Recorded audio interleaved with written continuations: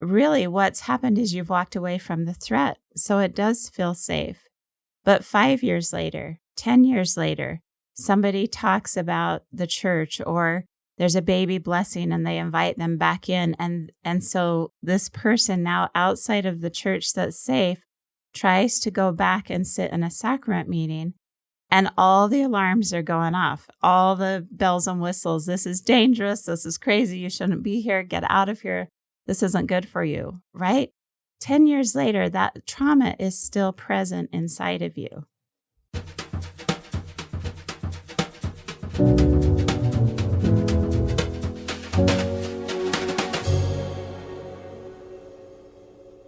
Welcome back. We're very happy that you've joined us on the Saints Unscripted podcast, viewers and listeners. Today we have Robin, the Heart Whisperer, here today. Thank you so much for coming on. Thank you for inviting me. I'm super excited. I'm so excited too, and so honored that you'd come on. Robin is the Heart Whisperer, and I work with her with my, emotional, mental. There are a few more categories there, but some of those challenges, and she's been amazing for me. And we've worked through some trauma and so forth. And I really, we kind of talked, and she brought up religious trauma once. And I thought that would be so perfect for the podcast. And so maybe we can start with that, with talking what is religious trauma?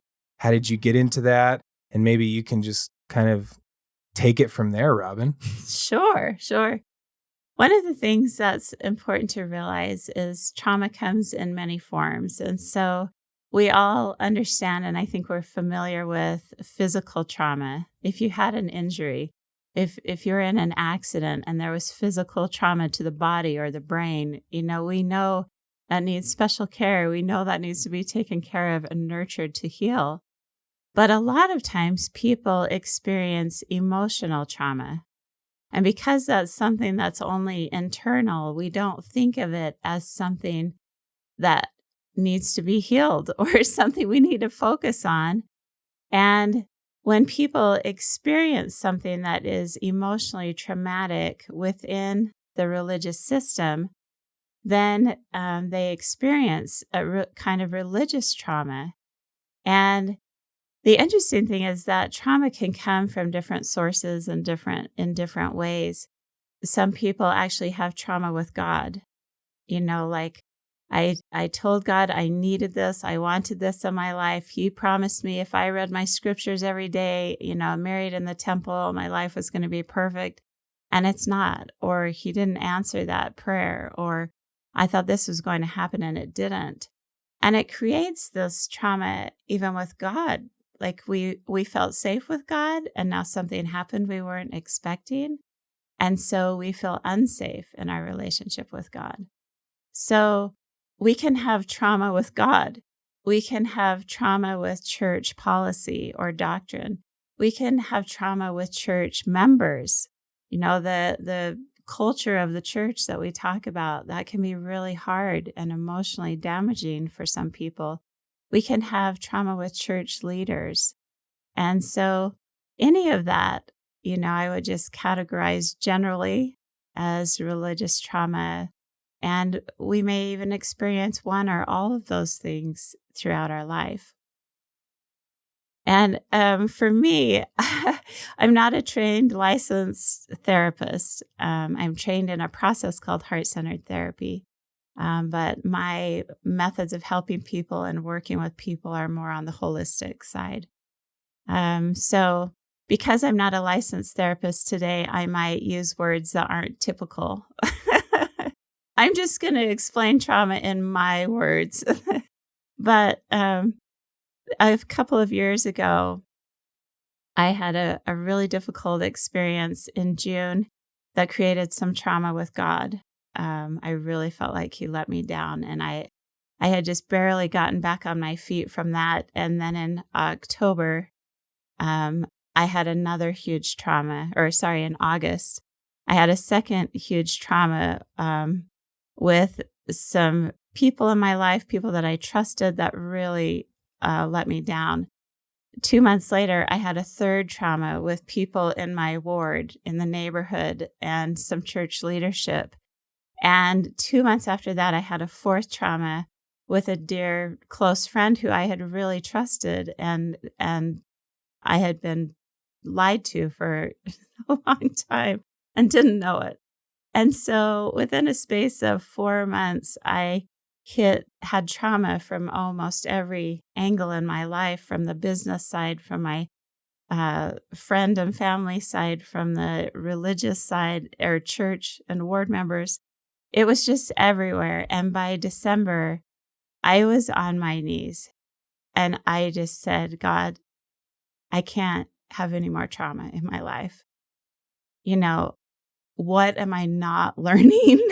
Because if I get hit one more time, I may not be able to get back up. So, what is it you want me to learn from all of this? And I heard him say, I need you to learn about trauma. And I said, done. I will figure it out. I will learn about it. But if I do this, please, no more trauma for a while. And so that really began my search and study of trauma, figuring out what is trauma, how does trauma affect us, what happens to us when we're triggered by trauma, how do we overcome trauma, is there a way to heal trauma? One of the things that really helped me learn about trauma was this book, The Body Keeps the Score, and it's by, don't even know how to say this name, Bessel van der Kolk, MD. But it teaches you all about the brain, the mind, the body, and the healing of trauma. So that would be a great resource for people. It was a good resource for me. And in that process, I became trained in a process where I could help my clients, release trauma in their life. And so the my knowledge about trauma has just come from the ground up, from experience it, recognizing it, learning to deal with it, and learning to manage it in my own life. Wow, 4 times. I thought when you said the first experience you had and then 2 months later I had that, I was like, oh, wow, that's insane. And that was only halfway through. Wow, Yeah. Thank you for sharing that. And so you talked about your experience dealing with trauma. So how, I guess I would ask, how do we know if we have gone through trauma, or what does it look like? Yeah. Because I feel like, at least with me, right? Yeah. And I've talked to you about this, is if I experience something bad, usually I'll just, hide it down deep, stuff it down and try to go on, and then it boils up, or I guess I call it, and I just experienced this a couple months ago with, I think I talked to you about this, where I felt like I started to unravel again, because I saw the pattern of the last time that I really unraveled. And so maybe, can you talk a little bit about that, how we can recognize if we have been through trauma, or what causes trauma? Yes. And this is a great question, because this is really the beginning. If we can learn to recognize trauma in our own lives, that is the beginning of healing. I didn't even realize how much trauma I'd had in my life. Even though all those things were hard, I didn't realize where the trauma kept showing up. So people have different responses to trauma, and they talk about that a lot. But generally, if something traumatic happens, let's take like a car crash. We're just going to take a non-religious experience for a minute, right? So let's say you were in a really difficult car crash, and it was painful, and there was that noise, of the cars slamming into each other, and you were injured. So there's physical pain and recovery time and all of that. Well, the job of the brain is to keep us alive and to keep us safe. So anytime we experience something overwhelmingly traumatic like that, physically or emotionally, the brain is going to log every detail about that experience so that it can protect you moving forward if you got in a situation like this again, the brain is going to warn you and say, remember, we've done this once already. This turned out bad. Avoid, avoid, avoid, right? So trauma, when we experience this, it becomes ingrained in us, in the physiology of our system. It is not just a thought. It's not just an emotion that comes up. That need to protect us becomes a physiological response. So if you had this car crash, right? And so now that sound of crashing metal becomes a very traumatic for you. You could be at home a year later, sitting at your desk, and all of a sudden you hear a loud crash outside. That is going to take you right back to that moment of the car crash. And all of those feelings, your heart's going to start racing, your brain is going to, be confused. You go into all of those symptoms of fight or flight because the mind is saying, wow, we've done this before. We're going to protect you. Remember how dangerous this is. And that response comes up without thinking about it. You can't even control it. It's almost like a reflex. So it's like you're on a train and you're going down this path and you're going on this journey, and all of a sudden a trauma trigger hits, and it's like somebody pulls the switch on the railroad tracks and all of a sudden you're diverted onto a new rail. Like you can't even control where that is going. The minute the trauma trigger hits, you're going to be challenged, taken in a new direction. Does that make sense? Okay. So, sadly so. I'm yes. thinking of my owners. I was like, oh gosh. So realize trauma is not something we can just think our way out of. Trauma is a physiological response in the body to something we see as dangerous. And so without even thinking, when that person hears that metal crashing, their body and their mind, they're going to take them straight into a trauma response. And in that response, different things happen. Some people want to fight when they get triggered by trauma. Some people go into flight, like they want to run. They want to get out of there. Some people freeze. They can't do anything. They're just stuck. And then some people appease. And that means if you are in danger, you would just do anything you can to make sure that that person that's going to harm you is happy, right? Or you're just going to give in to their will to minimize the damage. So fight, flight, freeze, or appease. Those are different ways we respond to trauma. Like I said, your heart starts racing. Sometimes your stomach starts churning, like you're upset. It affects your breath. It's hard to breathe. It affects your thinking. All of those things when we are trying to, it deals with the parasympathetic nervous system and the sympathetic nervous system, right? So the functions of the body completely change in trauma. And they change so that it will help us survive whatever's going on. So that's a big description of trauma and what can happen in trauma. But one of the most fascinating things that happens as a trauma response is that your left brain is shut down or minimized, and your right side of your brain is enhanced. And this causes a couple of problems because the left side of our brain is all about sequence and logic and all of that. And when we don't have that sequencing and logic and timeline, when that person that was in the car crash hears that noise again, that left side is shut down. And so it feels like they're right back there in the trauma. There's no way to separate that was then and this is now. That left side of your brain is not functioning. And so you hear that noise and you are there.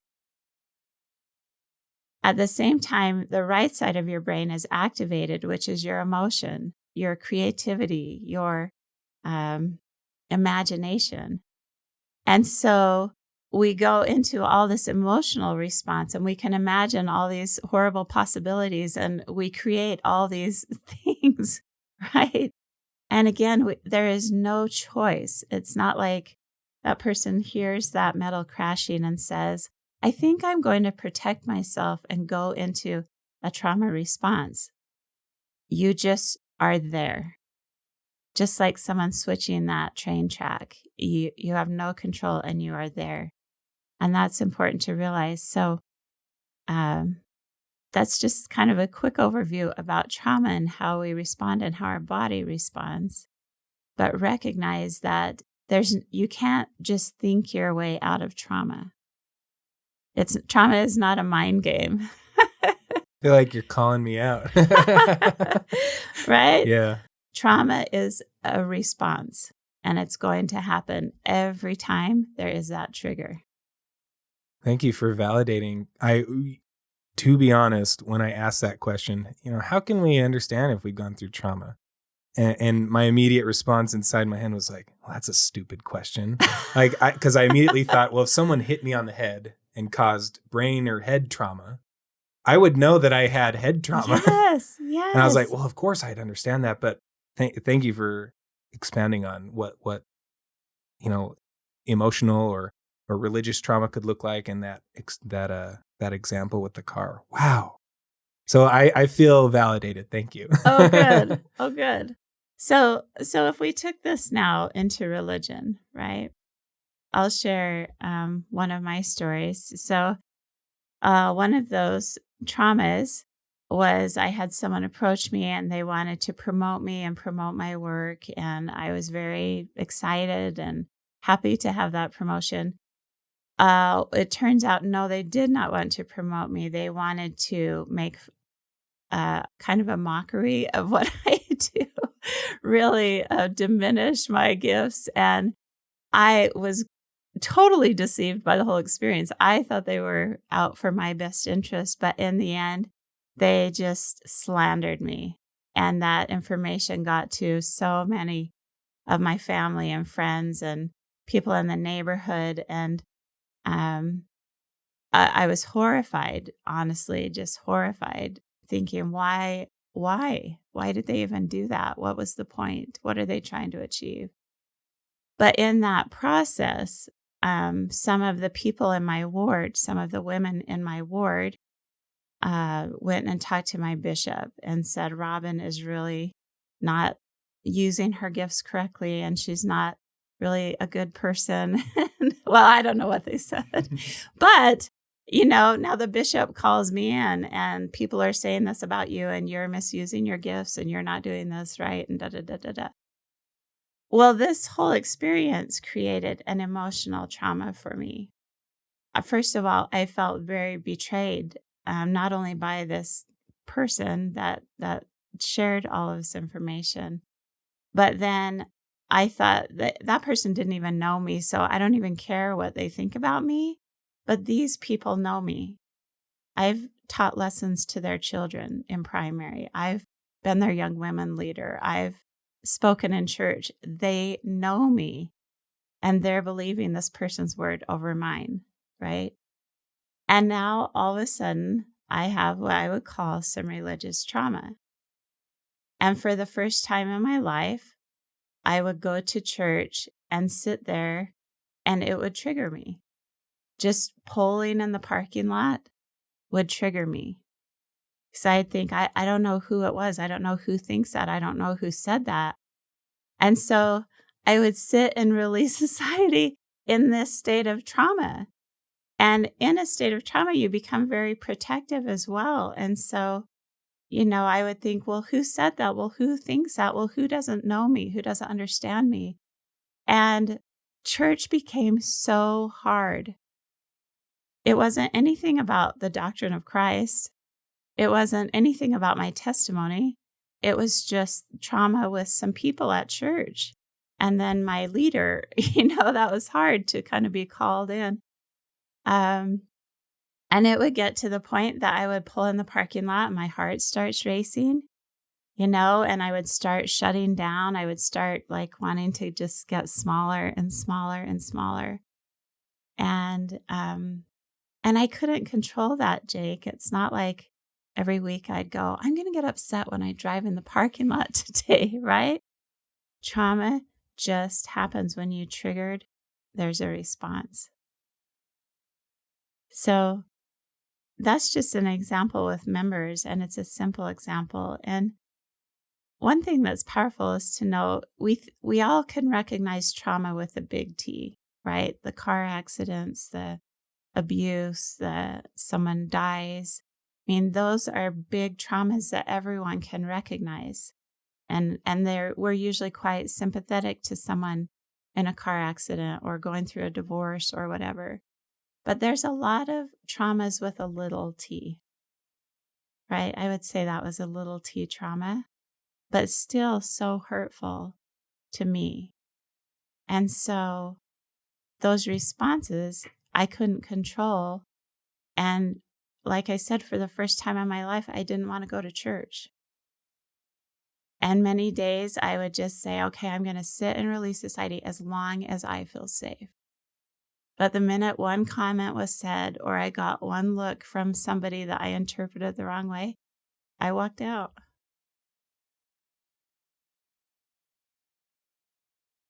And that's the only way I knew how to deal with what was going on inside of me.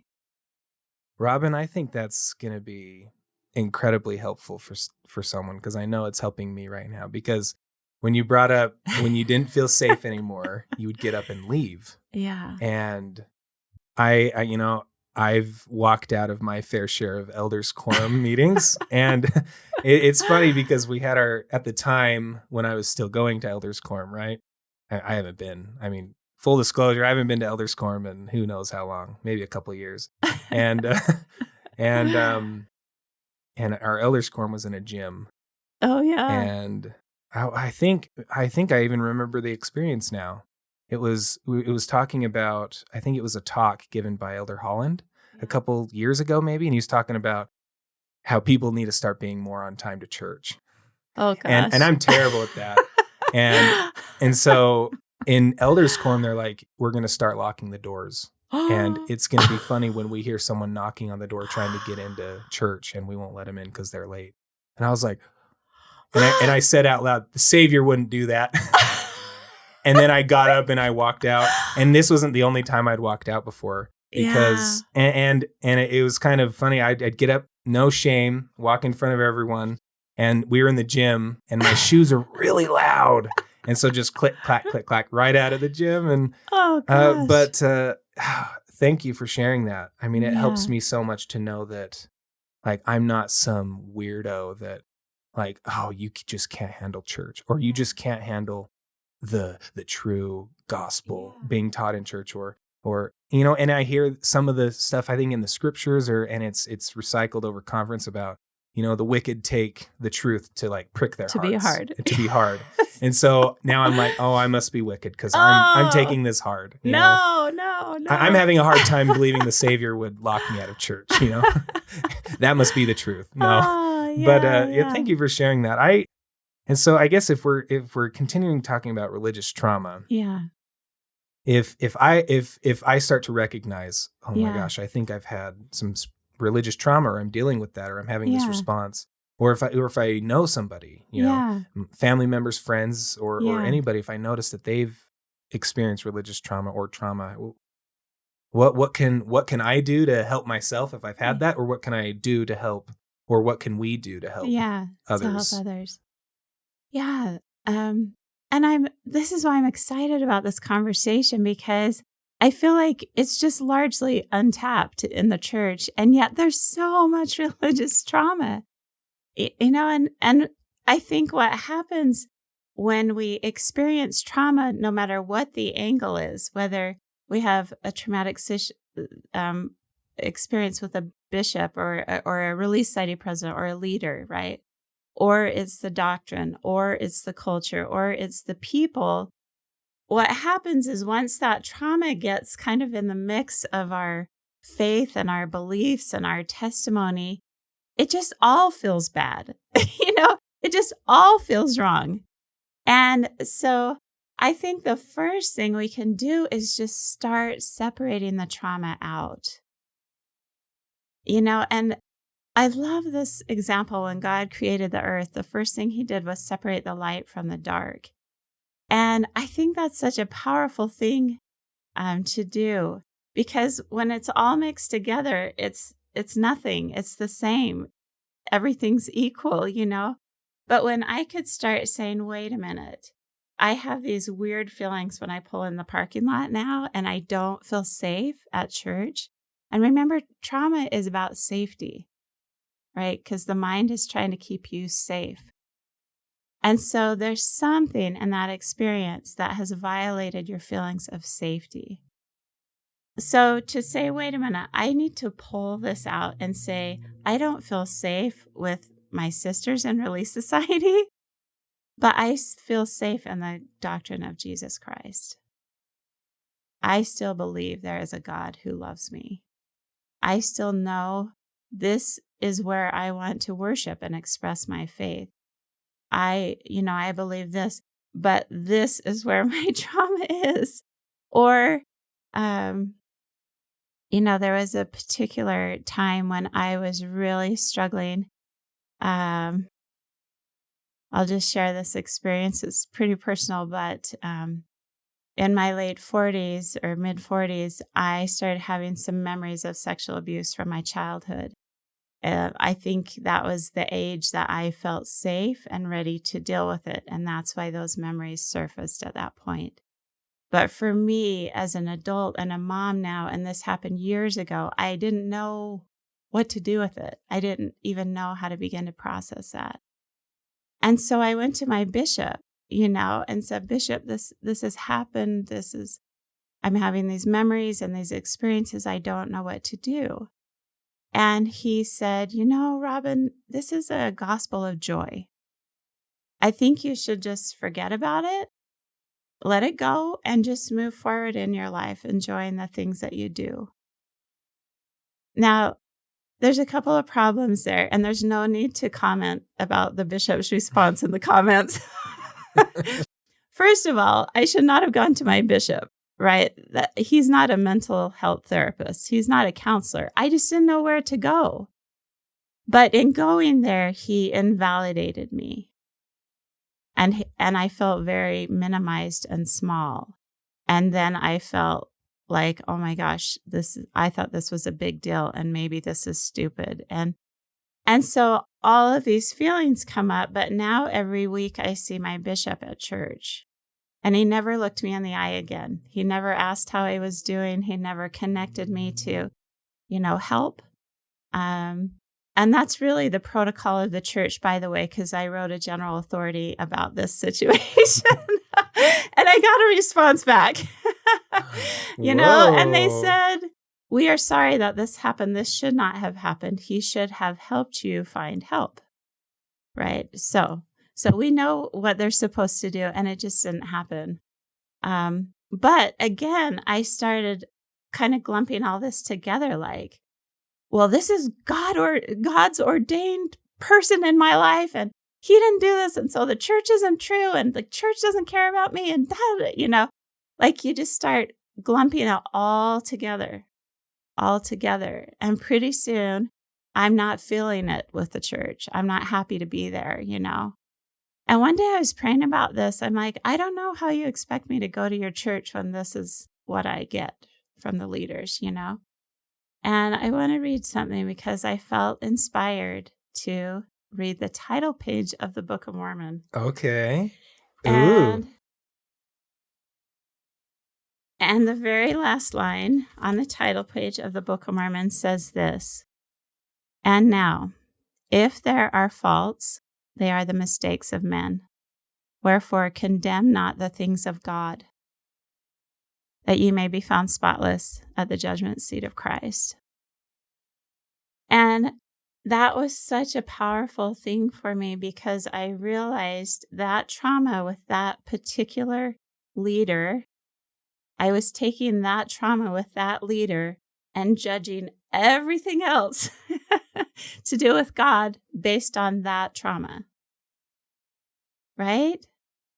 And so now God is saying, no, don't judge the mistakes of men, or don't use the mistakes of men to judge everything that is of me.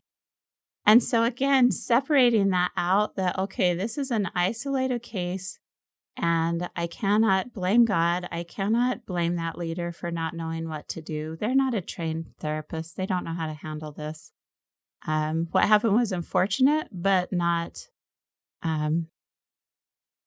but forgivable, right? I can heal from that trauma, and that's my responsibility. So when you have trauma in your life, let's look at it. Let's own it. Let's, and it's not that bad things don't happen, you know. It would have been better in my life, I feel like, if that hadn't have happened. It would have been better if I hadn't have had the sexual abuse too. It would have been better, you know. Our lives would always be better without all the hard things, but I had to accept that did happen. He didn't handle that very well, but I make mistakes too, and I'm going to choose to forgive him, and I'm going to take the time to heal my own trauma about this, and then I'm free to move on. So recognize it in yourself. Honor that these things are hard. They are hard. And it's okay to be upset. It's okay to be hurt. It's okay to be traumatized by some of these things that happen. But allow yourself to find healing, because if not, that trauma is going to drive the decisions for the rest of your life. You know, we let the trauma make our decisions. You asked about how we can help others as well. And I think that the first thing that we can do is validate their trauma, because trauma is subjective. So what is traumatic to you might not be traumatic to me. You know, you might hear that story about me and my bishop and be like, Robin, what was your problem? He didn't know, you know. Right? But to me, for whatever reason, that was really hurtful. That was like one of the first times I had dared speak about it. And then just to get shut down by a religious leader, that was trauma on top of the trauma I was already talking about, right? So trauma is subjective, and two people can go through the same experience the same thing. And one person may have emotional trauma from it, and the other person may not. So let's always honor each other in our trauma and say, gosh, it sounds like that was really hard for you. You know, I can tell by the way you're responding that there may still be some trauma associated with that.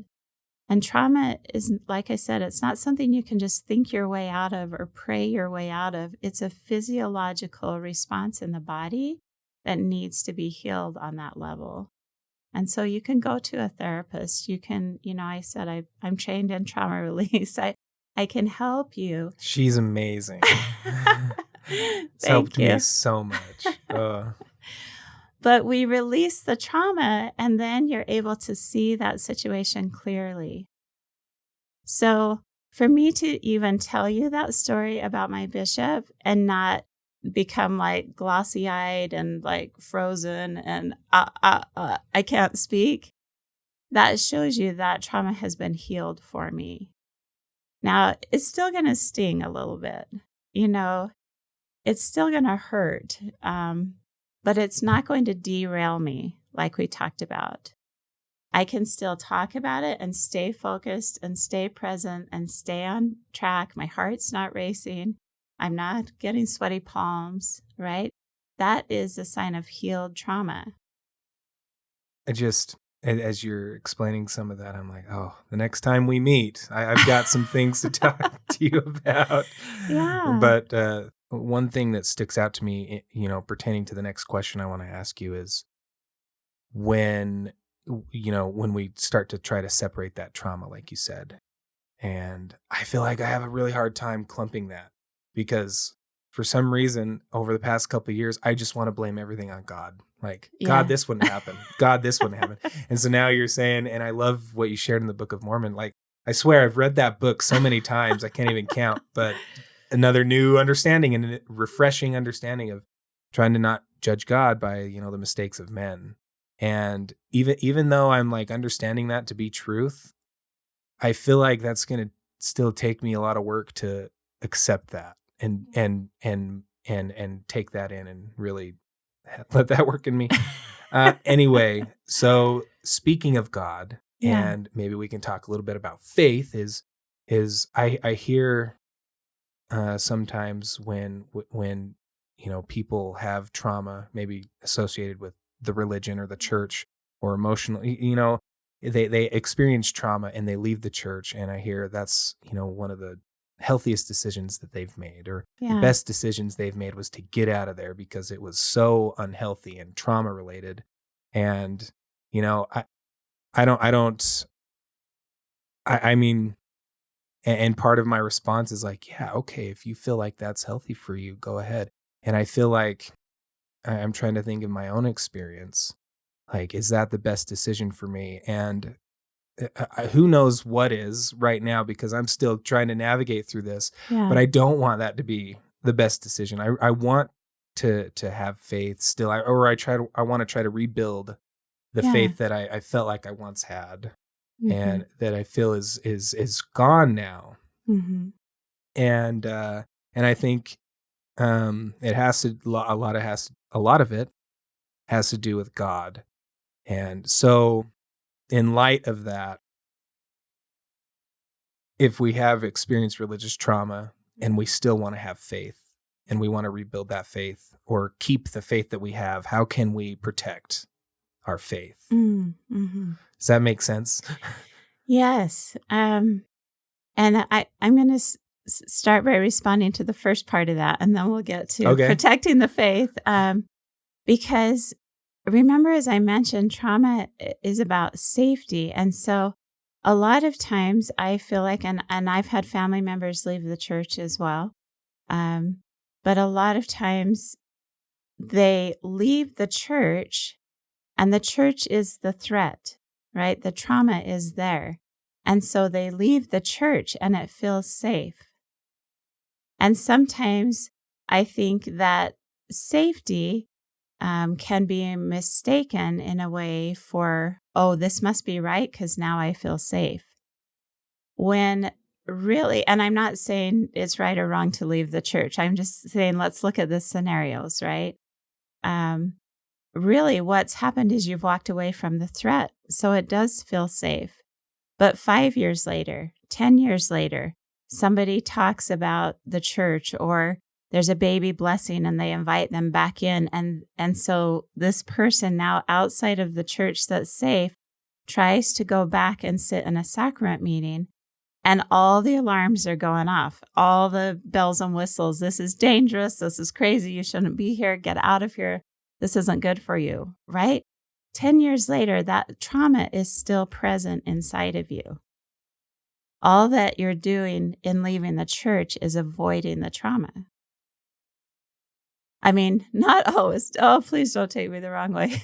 Because sometimes people really intentionally leave the church, and I understand that and I honor that. But I'm just saying, let's really start identifying when trauma is driving the decision. And so people often leave the church, but they can't leave the trauma behind. Because the trauma is in the body, it's in the physiological response. And so, like I said, you could have a conversation 6 months later or a year later, and it takes them right back to that pain and trauma of being in the church. And all those emotions flare up, and they start ranting and raving about the church as if that offense had just happened yesterday. And the offense might have happened 20 years ago. Another fascinating point about this to realize is that trauma does not care if something is true. Trauma is not about truth.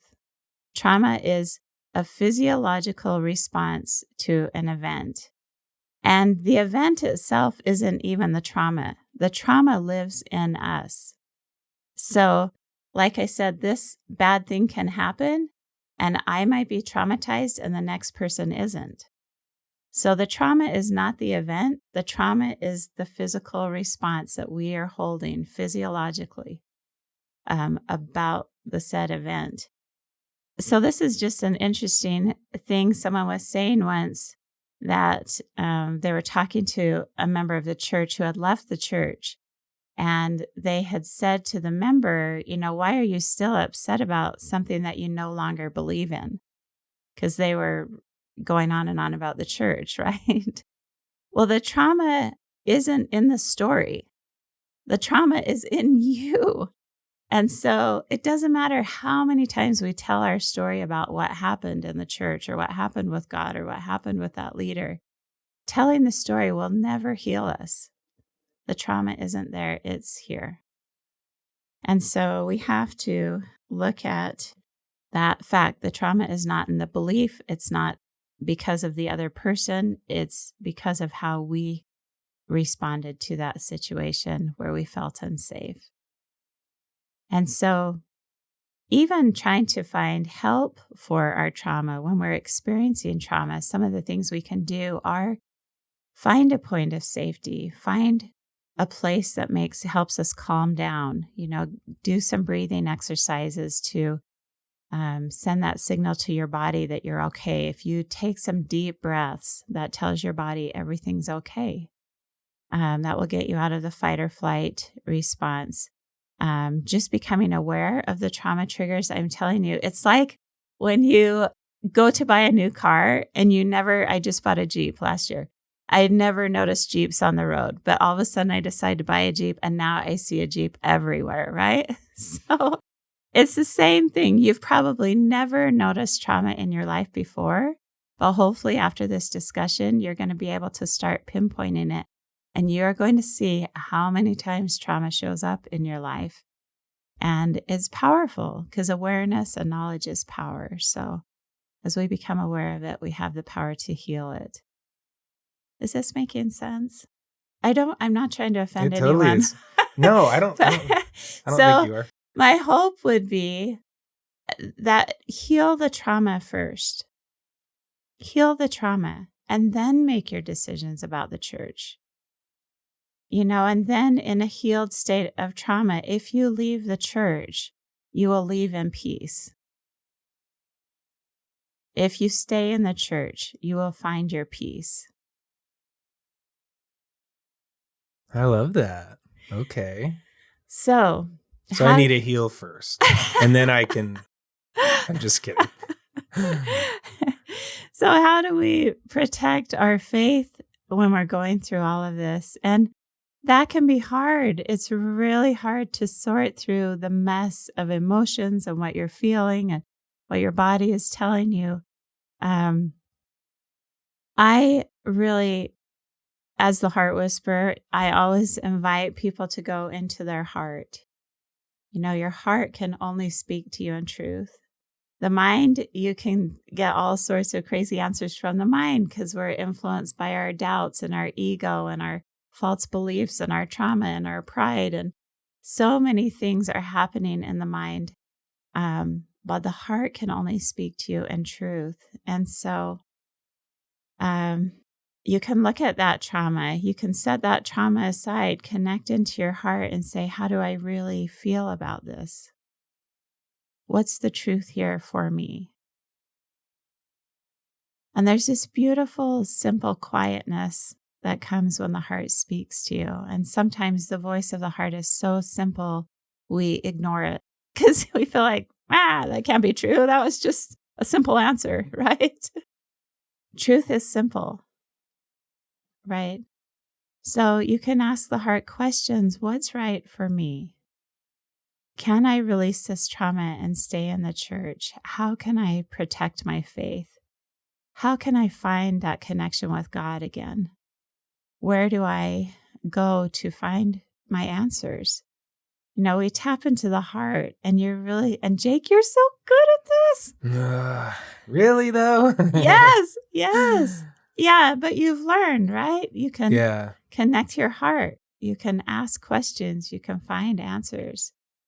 And to really get grounded in that truth, your own truth, to me, that's where you're going to find some peace, and that's what's going to help you hold on to your faith. And it's a process to learn how to step out of trauma. It's not easy, but I would encourage people to get help and to find that way so they can look at the truth of what they really want in their life. Don't let trauma make your decisions. You make your decisions. I love that. I had a thought when you were explaining, and you kind of just ended with that, is the trauma making your decisions. Yeah. Your trauma in your mind is with the doubts and I think I just remember my own experience sometimes, or all the time, or this morning, Yeah. where I sometimes mistake that for the whisperings of the Spirit. Mm. And I feel like, I don't know, I feel like, I guess that is a good word to put, mistake. Although I don't know, I maybe I have some work to do with that. So I don't know if any of that made sense. I'm trying to grapple with this right now. Like I'm thinking some of those messages that I receive, or the trauma trying to make the decisions for me, I mistake for the Spirit, or the Spirit is reprimanding me, right? Yes. It goes back to that, the wicked take the truth to be hard. And so I must be wicked because this is what I perceive as truth. And I'm receiving that message, and I'm like, oh, that's truth. That's a Spirit, and then the list goes on. I'm terrible. I'm horrible, go on and on and on. And so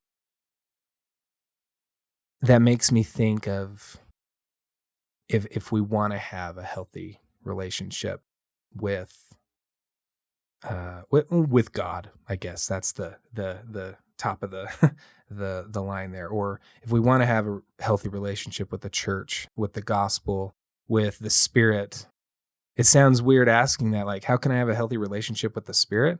Well, maybe I should stop thinking these hurtful messages that I'm receiving are reprimands from the Spirit. I don't know.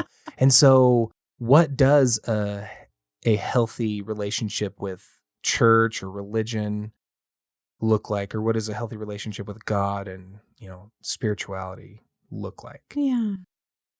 Gosh, that's a big question. I don't know if I'm qualified to answer for everyone, but I can tell you what it looks like for me.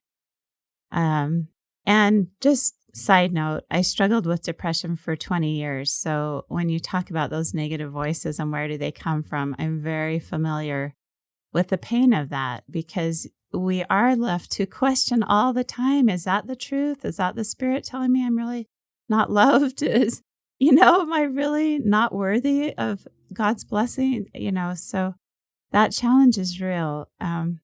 My favorite scripture to help me decipher all of that, 2 Timothy 1:7, it says, "For God hath not given us a spirit of fear, but of power and of love and of a sound mind."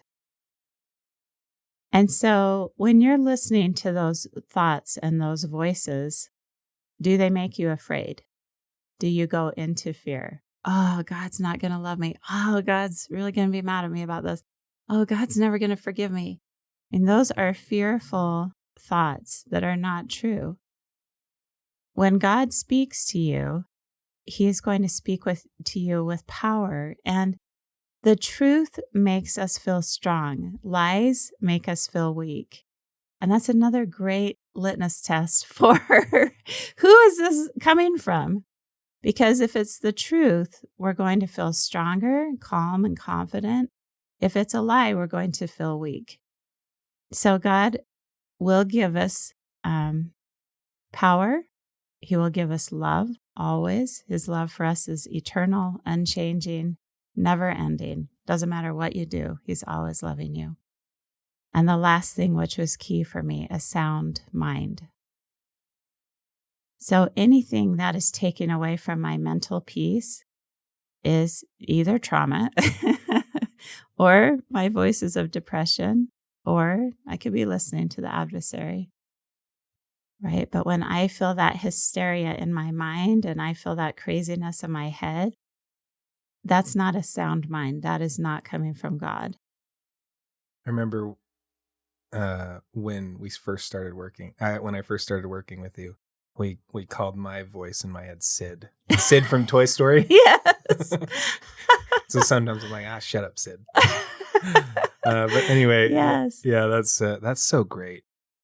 Robin, thank you for coming on the podcast. Oh, I've been waiting for this moment. This has been so fantastic. And I feel like, thank you. Yeah, you're welcome.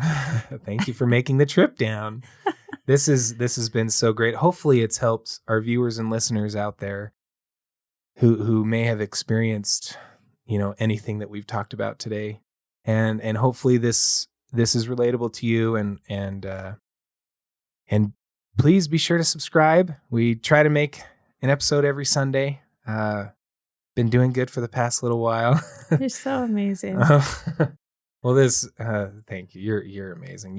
You've helped me so much and over the past several months. And so, Robin, before we end, can I ask how people can reach out to you or find you, or maybe you can just explain that a little bit? Sure. My website is theheartwhisperer.com. And so you can go on there, send me an email, or just robin@theheartwhisperer.com if you have questions. Also, if you want, I do a free 15-minute consultation. So if somebody's wondering if I could help them, I'd love to just talk about it. And if I feel like I'm a fit or I have tools that could help people, we could schedule a session. You can schedule a session on the website. And for women, I have an online experience called Brave Hearts that really helps you heal from the pain and trauma of your past and empower you to heal your heart and step into the future. And we'll have that available for men in the future as well. Yay! But there's all sorts of resources if you want to connect with me. And then another website or organization that is amazing is the Wholeness Network, thewholenessnetwork.com, right? Yes. And that, that has so many amazing retreats, podcasts, a lot of amazing guests come on. Robin has a retreat that she has on there that's on that you can find. And what else is on there? I'm missing a lot. Yeah. There's so much to the Wholeness Network.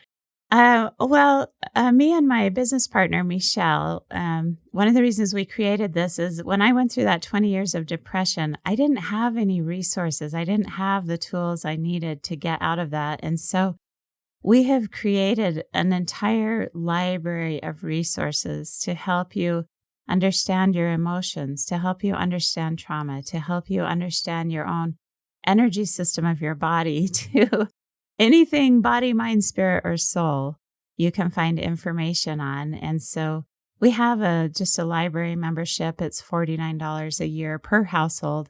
So anyone in your family can watch. And there's even a children's corner with information for kids, just helping people raise awareness for emotional health. And there's guided meditations and, like you said, similar to TED Talks about different topics by amazing people. Really inspiring information on how to help you live life whole, body, mind, spirit, and soul, how to heal all aspects of who you are. Oh, awesome. Thank you. Thanks. Thank you again, Robin, for coming on.